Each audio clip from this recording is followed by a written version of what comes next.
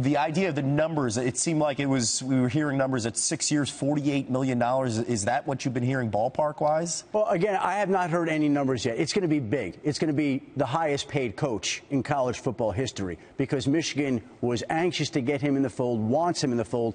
And again, I think his NFL options were not anywhere near what Michigan was at this time. Back to that. You said NFL options. Did he want to stay in the NFL if he had an option?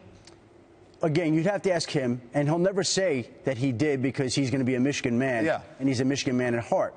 But the fact of the matter is, I think, my sense, if everything was on an even playing field and he had similar offers from NFL teams and Michigan, I think he would have stayed in the NFL. But he's going to be at Michigan.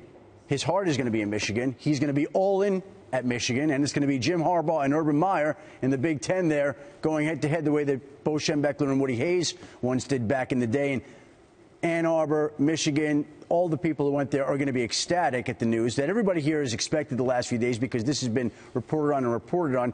But you never know until these things are, as we talked about, officially signed off on. But the biggest boosters around the school have been told that the deal is done and that Jim Harbaugh is going to be the next head coach at Michigan. Michigan coming off their third losing season the last 7 years, and we're talking about a guy that immediately changes programs. He changed at San Diego everything in that first year. He changed things immediately at Stanford. He changed things immediately with San Francisco. And when you look at his 4-year tenure with the 49ers, 44 total wins in the regular season, 5 more in the playoffs. No one has won 5 playoff games in their first 3 seasons as an NFL head coach. Making that transition, will this be an easy one considering his background at Stanford as well as at San Diego? He has been the turnaround artist, and Michigan is counting on him being the turnaround artist because the football program is at a low point. It has not been at this point in a very long time, and the expectation is that Jim Harbaugh will come in. He will bring his full-fledged assistant coaching staff. He will go get recruits. He will go into homes and recruit the way that he has at Stanford.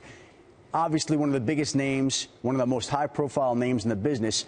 It'll be a boon for Michigan. It'll be great for the recruiting, and it should be great for the Big Ten and college football in general.